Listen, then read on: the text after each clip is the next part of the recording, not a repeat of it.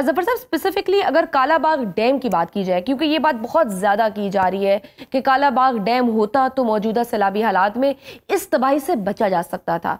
एक तो इस बात को आप कितना दुरुस्त समझते हैं? दूसरा, क्या कालाबाग डैम जिस नोयत का है और जो बातें इससे मुताल्लिक की जाती हैं कि वो तवानाई के शोबे से लेकर पानी की स्टोरेज तक दोनों में अहम किरदार अदा कर सकता है, ये कितना दुरुस्त है?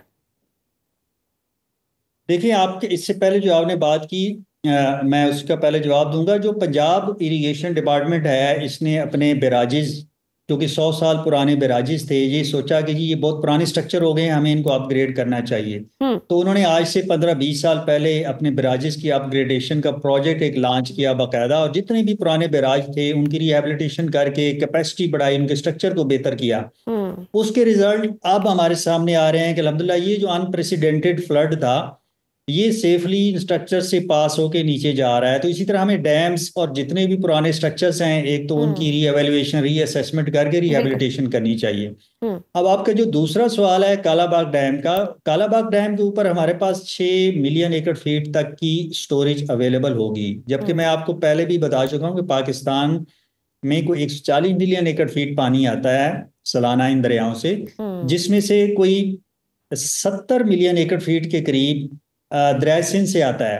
और कालाबाग डैम चूंकि दरिया सिंध पे प्रपोज है, जब मानसून का सीजन है, मानसून में भी 50 मिलियन एकड़ फीट तक आराम से दरिया सिंध में आ जाता है। इस साल भी इतना पानी आ चुका है। हम्म।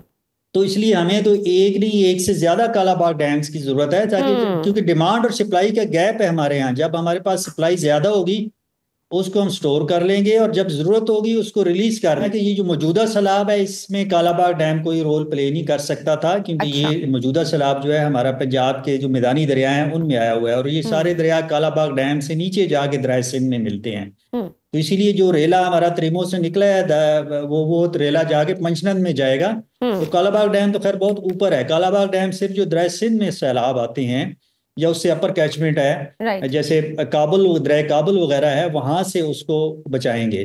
कालाबाग डैम पे भी टेक्निकल लोग बैठे हैं, और सुबह और सिंध के जो प्रॉपरली एतराजात कंसेंसस हो, हैं, जो भी हाँ, दोनों सूबों का कंसेंसस हो और उसके ऊपर काम करें।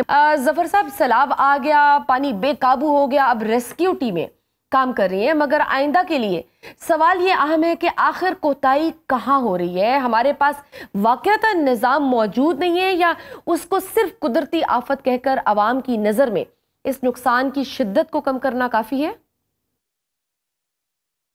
देखिए, हमारे यहाँ जो फ्लड है वो पहली दफ़ा नहीं आया। हर साल मानसून की बारिशों में फ्लड की सिचुएशन क्रिएट हो जाती है। इस दफ़ा जो नया फिनोमेना हुआ है वो ये हुआ है कि हमारे जो मशरकी दरिया हैं, जो खामोश पड़े होते थे, जिसमें भारत ने पानी जो है बंद किया हुआ था, और कई कई दहाइयों से पानी नहीं आ रहा था, नहीं चल रहा था, उनमें पानी आया है, और बेतहाशा पानी आया है। हम्म। और ये जो है बारिशें हैं, ये अनप्रेसिडेंटेड रेन्स हैं। ये बहुत ज़्यादा बारिशें हैं, और ये इतनी ज़्यादा बारिशें हैं कि यहाँ पे दरियाए चनाब में भी 10 लाख क्यूसिक का रेला चला है मराला से।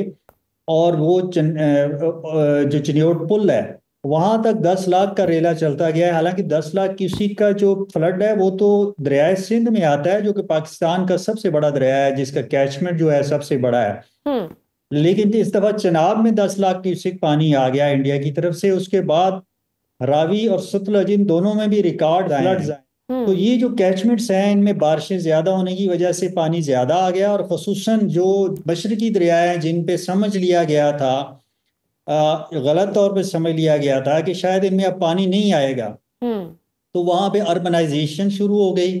और उस अर्बनाइजेशन का इफेक्ट ये हुआ कि वहां पे इंसानी बस्तियां भी आबाद हो गई, और वहां पे रोड्स भी बन गए, और वहां पे इंडस्ट्रीज भी लग गई।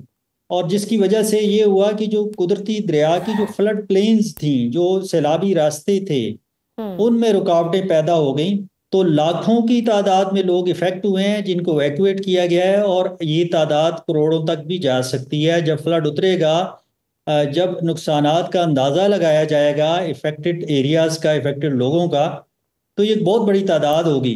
बिल्कुल। और इससे जो रिवर फ्लड प्लेन्स में जो फसलें हैं वो इस वक्त खराब हो चुकी हैं, ख़त्म हो चुकी हैं, और उनको हम्म। पता नहीं रिहेबिलिटेट करने पे किसानों को कितना टाइम लगेगा दोबारा।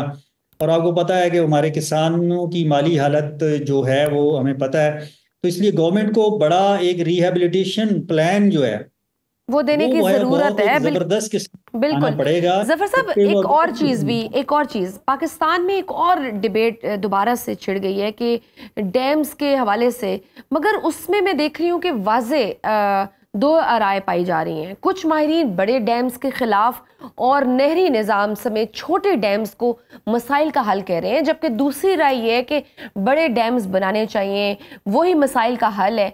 आपकी इसमें क्या एक्सपर्ट राय है? क्योंकि मैं तो बचपन से ये सुन रही थी कि डैम्स बनने चाहिए, लेकिन अब फॉर फ्यू ईयर्स मैं ये सुन रही हूँ कि dams is not a solution. देखिए, डैम्स पूरी दुनिया में डैम्स बनते हैं, मुल्क बनाते हैं, और इस वक्त जो world commission of large dam है, अगर उसकी रजिस्टर्ड की बात की जाए तो दुनिया में कुछ 70,000 से ज़्यादा तो सिर्फ लार्ज डैम बने हुए हैं। हम अपने इलाके पे अगर गौर करें तो हमारे इर्द गिर्द के ममालिक में चाइना 25,000 लार्ज डैम बना चुका है और अभी भी बना रहा है। थ्री गॉर्जेस डैम दुनिया का सबसे बड़ा डैम उसने बनाया, और उस पर जो स्टोरेज और चीज़ें हैं। इस तरह इंडिया की बात करें, 5,000 से ज़्यादा बड़े डैम्स तो उन्होंने भी बना रखे हैं। लेकिन हमारे यहाँ अगर देखा जाए तो बड़े डैम कितने हैं, वो गिनती के ही हैं जी। और यही बड़े डैम हैं जो ज़रूरत के वक्त हमारे काम आते हैं। जब हमारे पास अभी देखें फ्लड है, फ्लड से जैसे ही हम गुजरेंगे तो फिर एक ड्राउट हमारे सर पे खड़ा होगा। जैसे मंगला की बात करें, मंगला में इस दफा पानी नहीं आया झेलम में, अभी तक उसकी रिजर्वायर 80% भरी है, और हमारी टोटल जो सालाना पानी आता है दरियाओं में 140 मिलियन एकड़ फीट आता है। हम अपनी स्टोरेज की बात करें तो हमारी स्टोरेज सिर्फ 14 मिलियन एकड़ फीट है, यानी टोटल अवेलेबल पानी का सिर्फ 10%। 90% पानी तो हमारा अनइंटरप्टेड या अनस्टोर्ड ही जाता है। तो इसलिए जो बड़े डैम हैं पाकिस्तान में वो इस वक्त कोई मेजर इम्पैक्ट नहीं डाल रहे, और मजीद इनकी ज़रूरत है, क्योंकि पाकिस्तान का वाटर साइकिल ऐसा है कि पाकिस्तान में सिर्फ मानसून में बारिशें होती हैं और बाकी साल जो 9-10 महीने हैं उसमें कोई बारिश नहीं होती।